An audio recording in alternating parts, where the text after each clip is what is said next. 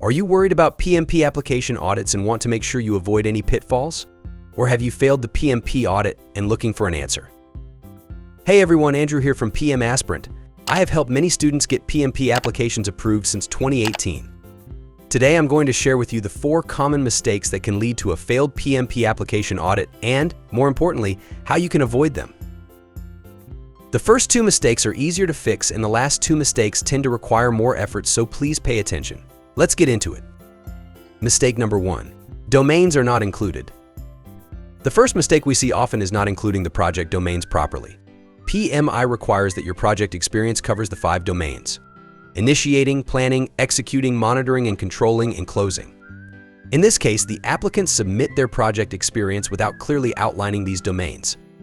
They provide general descriptions of their projects without specifying which tasks fell under each domain.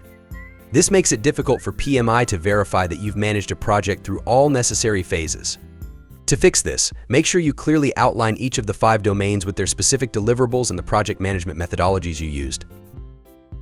For each project, break down your experience into these domains and provide detailed descriptions of what you did in each phase. This way, PMI can see your comprehensive project management experience and verify that you've led projects from start to finish. Mistake number 2. Projects are not presented individually. The second mistake is not presenting your projects individually. PMI requires each project to be documented separately, regardless of how similar they are or their duration. The problem is that some applicants combine several short projects or multi-phases projects into one description.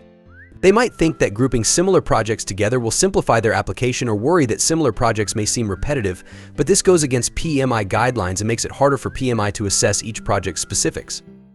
To fix this, document each project separately. Even if the projects are similar, treat them as distinct entries in your application. Highlight the methodologies you used, the specific deliverables, and your role in managing each project. Provide a clear and separate description for each project detailing the unique aspects and your contributions to each one. This ensures PMI can accurately assess your experience across different projects. Mistake number 3. Experience is not a project. The third mistake is confusing operational experience with project experience. PMI needs to see that your work was project-based, meaning it was temporary and resulted in a unique product, service, or result. In this case, the applicants are unclear about the distinctions between a project and an operation. They might list regular duties or responsibilities that don't qualify as project work or write about the project that seems ongoing or administrative, leading PMI to reject the application because the experience doesn't demonstrate project management. To fix this, review and modify your project descriptions to show that your work was temporary and project-specific. Focus on describing the unique outcomes of your projects and how each one was a temporary endeavor aimed at achieving a specific result. Avoid using wording that sounds like ongoing administrative tasks. Highlight the project's objectives, domains, and outcomes to clearly differentiate it from regular operational work. Make sure to check out our project versus operation video if you still need help. Mistake number 4. Project management role.